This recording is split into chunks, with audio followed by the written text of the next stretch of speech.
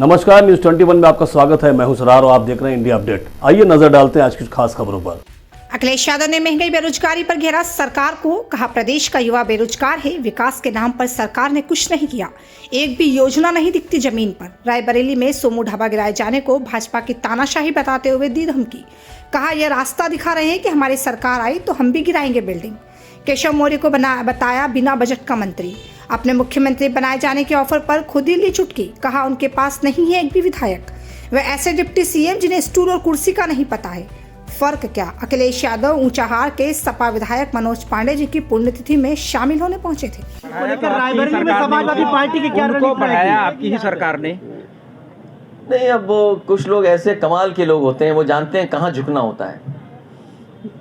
Sir 2024 को लेकर रायबरेली के लिए आपकी पार्टी क्या रणनीति? देखिए, ये सवाल अभी मत पूछिए, इसका जवाब चुनाव आने पर दिया जाएगा। पूर्वांचल के दौरे पर पुलिस का क्या वास्तव में अत्याचार बढ़ गया? त्रिवेणी एक्सप्रेस पर फिर एक छात्रा के साथ दुराचार। देखिए, पुलिस को जो काम करना चाहिए वो काम नहीं कर रहे। आपको याद है मुख्यमंत्री जी कहते थे कि मैं 12 बजे तक सोता हूँ, याद कीजिए। अभी मैं पुलिस हेडक्वार्टर गया था तब मुझे पता लगा कि मुख्यमंत्री जी हम लोगों के लिए नहीं कह रहे थे, वो अपनी पुलिस के लिए कहते थे कि पुलिस 12 बजे तक सोती है।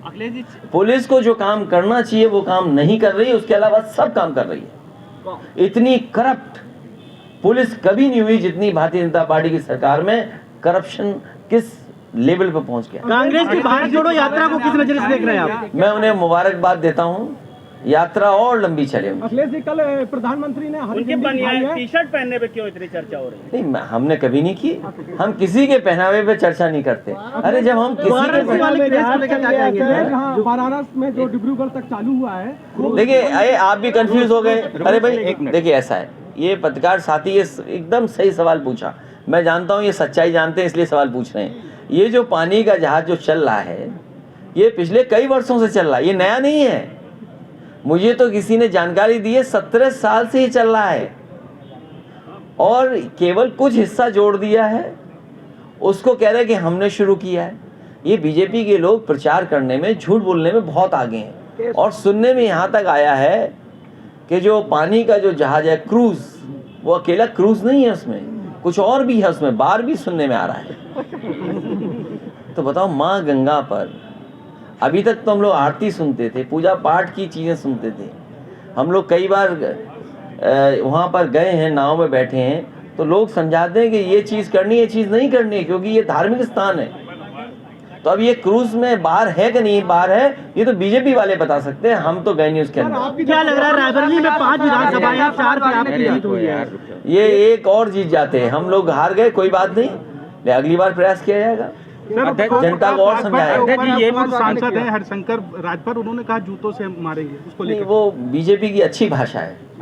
बीजेपी कई बार ऐसी भाषा इस्तेमाल करती है। अध्यक्ष जी ये कह रहे हैं सरकार कह रही है सर, अरे यार रुक जा भाई सर, ये बाराबंकी संजय सिंगला के पास ये है कि 2024 में चाचा हमारे साथ हैं और संगठन में हमारे साथ।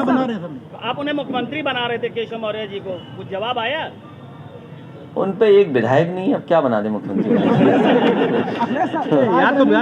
मैं भी कंफ्यूज था, मुझे लगता था कि कुछ विधायक होंगे इनके पास। अब सोचिए, जो डिप्टी सीएम हो, जिनके पास बजट नहीं हो। अभी कल परसों मुझे पता लगा, अखबार मैंने पढ़ा कि उसमें एक इन्होंने एम्बुलेंस खरीदी थी, गड्ढा भरने की एम्बुलेंस। सोच सकते हो आप, एक गड्ढा भरने की एम्बुलेंस खरीदी थी। वो एम्बुलेंस ही नहीं चल रही है जब वो पीडब्ल्यूडी मिनिस्टर थे। सोचिए कितने बजट के मालिक थे, और आज जिस विभाग में है उसका अपना कोई बजट नहीं है। तो बताइए, उनका प्रमोशन हुआ है या डिमोशन हुआ है? लेकिन उन्हें तो यही नहीं पता है कि स्टूल क्या होता है, कुर्सी क्या होती है। अखिलेश सर, एक लास्ट क्वेश्चन। आपकी सरकार थी, एम्स मिला रायबरेली को, और इसके बाद अब 24 का जो चुनाव है उसमें 4 आपके विधायक हैं यहाँ पर।